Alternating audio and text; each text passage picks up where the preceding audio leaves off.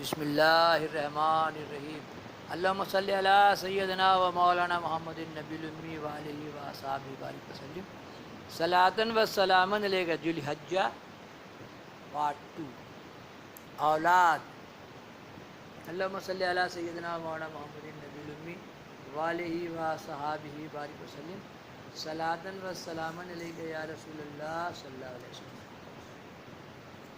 یہاں سے ڈالیں گے پارٹ 2 ذی الحجہ کے بارے میں، ہے نا، PART پارٹ۔ میں سید یہ چینل ہے میرا محمد۔ جب آدمی اللہ تعالیٰ کو پکارتا ہے تو اللہ تعالیٰ ملائکہ کو فرماتا ہے دیکھو یہ مجھے بلا رہا ہے، یہ سمجھتا ہے کہ میرے بغیر اس کا کوئی نہیں۔ دیکھیے بولے یا اللہ تیرے بغیر ہمارا کوئی نہیں، یا اللہ تو ہمارا مددگار ہے، یا اللہ ہماری مدد فرما، یا اللہ، ہے نا، میرے بغیر اس کا کوئی نہیں، میں ہی اس کا مشکلات کو دور کرنے والا ہوں، یا اللہ ہماری مشکلیں آسان کر دے، یا اللہ ہر مشکل کا تیری قبضے اختیار میں ہی اس کی ہر آرزو پوری کر سکتا ہوں، یا اللہ حرم شریف کی دعائیں پوری کر دیجیے اللہ۔ اگر میں اس کی حاجت پوری نہ کروں یہ سمجھے کہ میرا خدا کوئی نہیں۔ ہاں حق پرستوں کی اگر دل جوئی کی تو نے نہیں، تانا دیں گے بت کے مسلم کا خدا کوئی نہیں، تانا دیں گے بت کے مسلم کا خدا کوئی نہیں۔ خار ہے بدکار ہے ڈوبی ہوئی ذلت میں ہے، کچھ بھی ہے لیکن تیرے محبوب کی امت میں ہے، یا الہی کرم کر نائن کرم کو بھول جا، ہم تجھے بھولے ہیں لیکن تو نہ ہم کو بھول جا۔ میں ہی اس کی ہر آرزو پوری کر سکتا ہوں، آمین آمین۔ اگر میں اس کی حاجت پوری نہ کروں تو یہ سمجھا کہ میرا خدا کوئی نہیں۔ تو اس کی عرض پوری ہو جاتی ہے، البتہ اس کا نتیجہ کبھی اللہ تعالیٰ جلدی ظاہر فرما دیتا ہے اور کبھی ذرا دیر میں۔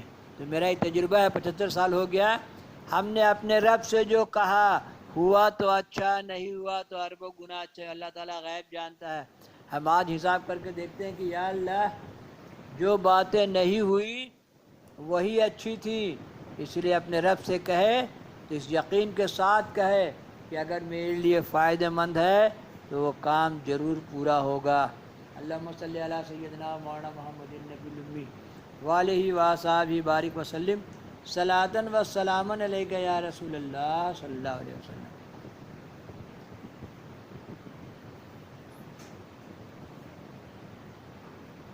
البتہ اس کا نتیجہ کبھی اللہ تعالیٰ جلدی ظاہر فرما دیتا اور کبھی ذرا دیر میں۔ تو عام لوگوں کی دعا ہے جو اللہ تعالیٰ کے مقبول ہوتے ہیں، ان کی دعا تو اللہ تعالیٰ کبھی رد نہیں فرماتا، بلکہ ان کی دعاؤں سے تقدیریں بدل جاتی ہیں۔ یہ تقدیر بدلنے والے کون ہیں؟ یہ ہمارے اولیاء اللہ ہیں، ان کی بارگاہ میں حاضری سے نگاہ مرد مومن سے بدل جاتی ہیں تقدیریں، کوئی اندازہ کر سکتا ہے ان کے زور بازو کا، نگاہ مرد مومن سے بدل جاتی ہیں تقدیریں۔ ایک واقعہ یہاں پر ہے، ملا طاہر لاہوری قاضی ثناء اللہ پانی پت رحمۃ اللہ علیہ نے اپنی تفسیر مظہری میں لکھا ہے کہ حضرت مجید علی ثانی رحمۃ اللہ علیہ بھی ہم ڈال رہے ہیں میرا ایک چینل میں، کہ دو صاحبزادے ملا طاہر لاہوری کے پاس علم حاصل کرتے تھے۔ ایک مرتبہ آپ نے اپنے لڑکوں کو فرمایا تمہارا استاد سقی ہے، اس کی پیشانی پر لکھا ہے کہ یہ سقی ہے، میں بدبخت ہے نا۔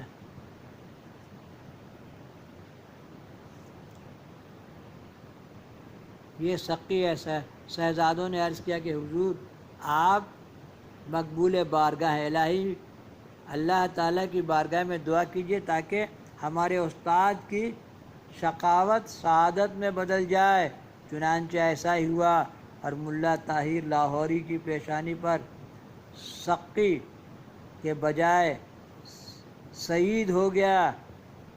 شقاوتیں سعادتوں میں تبدیل ہو گئیں۔ مدینے کے گداؤں کے دنیا کے امام اثر بدل جاتی ہیں تقدیریں محمد کے غلام اکثر۔ مدینے کے گداؤں ہیں دنیا کے امام اکثر، مدینے کے گداؤں کے ہیں دنیا کے امام اثر بدل جاتی ہیں تقدیریں محمد کے غلام اثر۔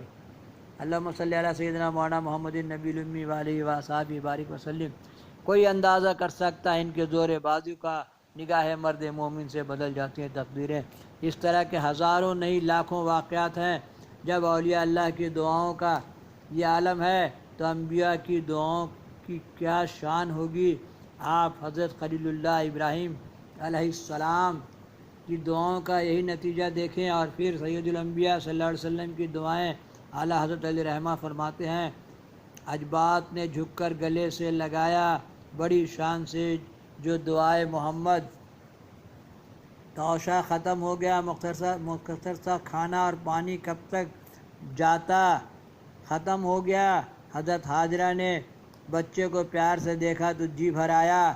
بچے کی پیاس نہ دیکھی گئی، قریب ایک پہاڑی پر گئیں تاکہ کہیں پانی مل جائے، مگر بے سود پانی نظر نہیں آیا۔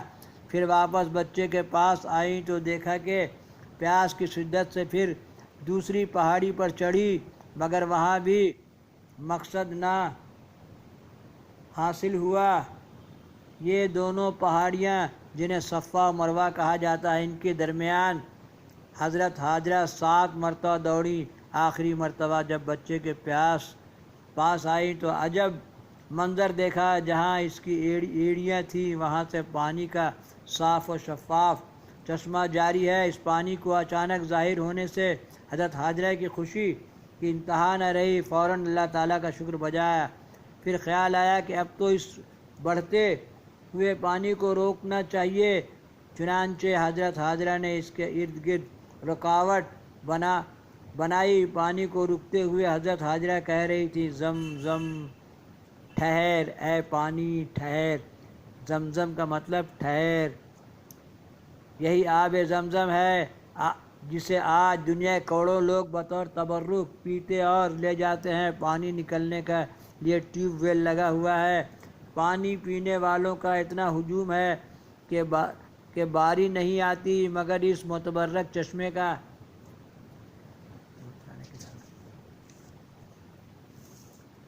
چشمے کا متبرک پانی کبھی ختم نہیں ہوا۔ حضور سیدنا سید عالم صلی اللہ علیہ وسلم فرماتے ہیں کہ اگر حاجرہ اس پانی کو زمزم نہ کہتی تو یہ پانی ساری کائنات کی ہر ضرورت کو پوری کرنے کے لیے کافی ہوتا۔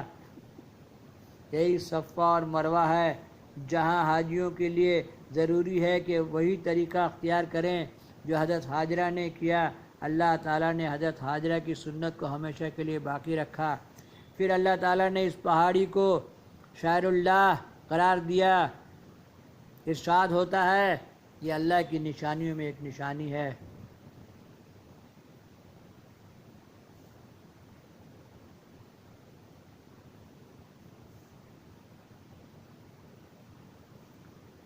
شاعر اللہ یعنی اللہ کی نشانیاں، ان کی تعظیم کا حکم اللہ تعالیٰ دوسری آیت میں فرماتا ہے۔ ارشاد ہوتا ہے،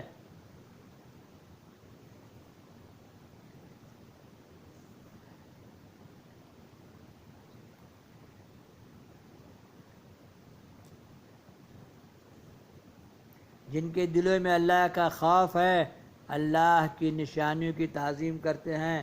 آج حاجیوں کا وہاں اسی طرح دوڑنا حاجرہ کی یاد ہے۔ میں نے محبوب بندے بندیوں کی یادوں پر عمل کرنے سے دوڑنے سے دعائیں قبول ہوتی ہیں۔ وہاں دعا کرنے کی جگہ ہے۔ میں 2014 میں گیا اور خوب دعا کیا۔ قافلہ آب زمزم پینے لگا تو دور بہنے لگا تو دور دور سے جنگل کے پرندے اس پر منڈلانے لگے۔ ادھر سے چلنے والے قافلہ گزر ہوا۔ یہ لوگ قبیلہ بنی جرہم کے تعلق رکھتے تھے۔ پرندوں کو دیکھ کر سمجھا کہ یہاں یقیناً کوئی چشمہ پھوٹ نکلا ہے۔ جب قریب آئے تو دیکھا کہ ایک عورت ہے اور اس کے گود میں ایک بچہ ہے۔ وہ جنگل، بچہ، عورت اور چشمہ دیکھ کر شدرش رہ گئے تو غیب سے آواز آئی، ندا آئی کہ اے جراحم کے گرد ادب کی جگہ ہے، بڑھو، جوانوں، عورتیں، مرد۔ یہ عورت اور اس کی گود کا بچہ جو لپٹا ہے یہ پیغمبر کی بیوی ہے، وہ پیغمبر کا بیٹا ہے۔ وہ قافلہ حضرت حاجرہ سے اجازت لے کر وہیں مقیم ہو گیا۔ اللہم صلی علی سیدنا مولانا محمد النبی الامی وآلہ و صحابہ بارک وسلم۔ صلاۃً و سلام یہاں سے ڈالیں گے پارٹ 3۔ اللہم صلی علی سیدنا مولانا محمد۔